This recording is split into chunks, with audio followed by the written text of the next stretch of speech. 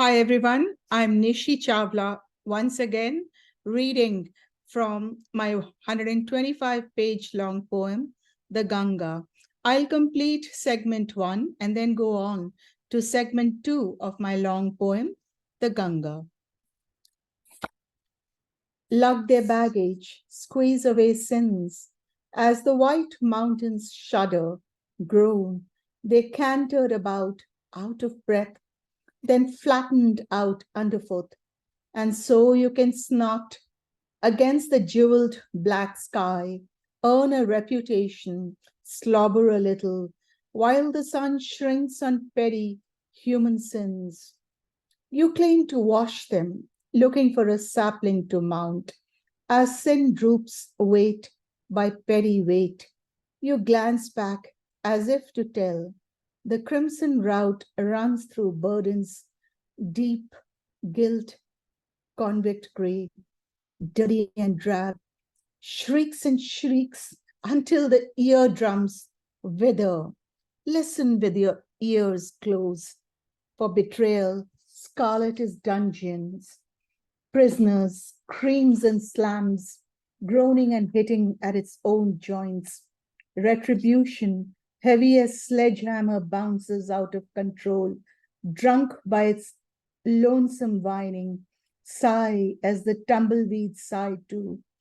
So why would the ghosts haunt the gods of anger, see through the fog, blinded by their own rattling, while malice devours heavy with remembering its challenges and its burdens, outrun, scrubbing on big cracks.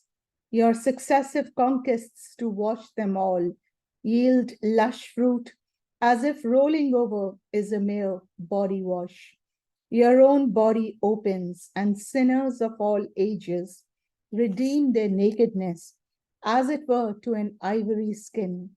For cleansing comes softly, skating as a skilled artist, lift the soul on a wisp, sailing to its heavenly glory.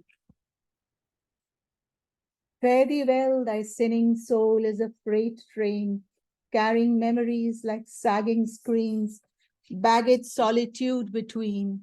You flow from dawn to dark through dismantled rocks, your own heart rinsed by sulfur, bowed up your sorrows, rise. For the sinners who need you, drink with mouths full of torture, smell their blood tears sink in, bleed, then turn back your thoughts as the Indian sky averts its strict gaze, yet senses you from miles away. In an ancient chant, sinners sing unto themselves, soak themselves, wet dreams, wet thoughts, wet regrets. They may be dreaming as children dropping stones watch their own reflections in your bottled waters. Else go for a Tirth Yatra, travel as a chorus of birds, singing tenors, sweet smelling, singing to lost longings. Women in petticoats trifle with ashes floating.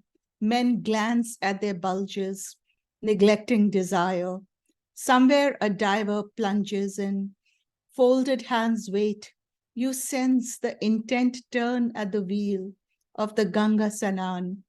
Hair waft at your edge. Flesh ducks in, pulls out with thoughtful fingers, splitting at your seams. Shove back wisps of sticky, graying hair. And as a cool breeze blows, the loud sound of gargle, like the cracking sound of snap peas, sends shivers down your cold spine, mouth a spastic Hari Om.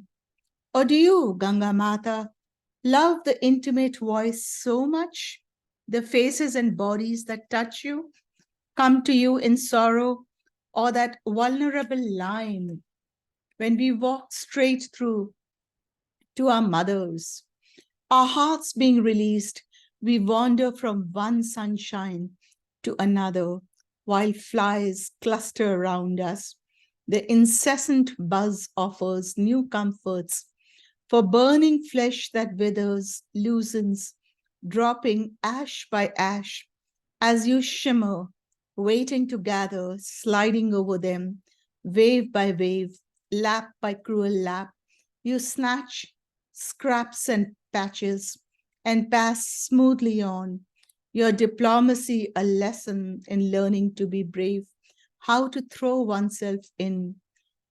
So you decide to hold your own in separate settings, leaving the moist earth to manage your griefs. Run your long and deep course, cup yourself like green pods within the lingering memory of channels, gone dry, shifting from time's peeling laughter, the dormant seed of water drained, changed direction. You were born for the white pigeons of heavens, but the ripe earth caught you by your newborn belly button. You disconnected as a blustering wind would bluster, flooding, nibbling at rain, flood again, until Shiva caught you. Let his locks grow around you, existing forever in his married arms, a second wife stretched out and written over in simple tokens of a long, long destiny. Waft the waters together, relate yourself to a country, wrap your legs around it gently, just so, and after all, only a woman, you are the one always called upon, controlled and contained within Shiva's locks, Vishnu's foot, Brahma's pot. The wild tigers within need be caged, wild impulses be stilled, else 50 variants of womanhood cannot be deceived into motherhood. Manage you with a safety petrol pin, your playful torrent strained, pitched within the palpable, visible instrument of locks locking you in. Spawn your own brood, fertile as one knee-deep, silt squelching, bending like light around the dark corners of your own womb, endlessly proceed toward you, meet you in death, beaten by bloody, rich, mortal life, drift off to sway in your breaking waves. Fertility is a magic instance of continuance. So you would breed life and love. So would you strew your doomed love inside and out. From under the scrunch of your father's heavy hold, your handful of notes plunge out of the Himalayan boots, scatter and chip as daughter or mother.